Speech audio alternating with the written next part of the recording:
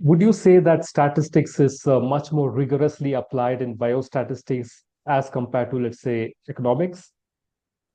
Yeah, that's a bit hard to say. I think it really depends on who and where. Like some econometricians, they do very impressive work. When you read their empirical papers, it's very detailed.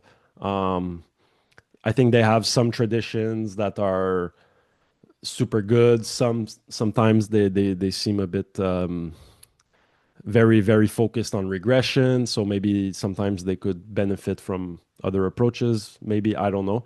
But and in biostatistics, I think like when you look at clinical trial biostatistics, everything that's related to getting FDA approval, since it's so heavily regulated, you're kind of forced to be very rigorous in your approach if you want, for example, to get a drug approved. Well, there is like hundreds of pages of guidance that you have to implement to meet the FDA standards. So obviously they are super rigorous, but in my experience, for example, working with biomedical researchers, they are not rigorous like at all. They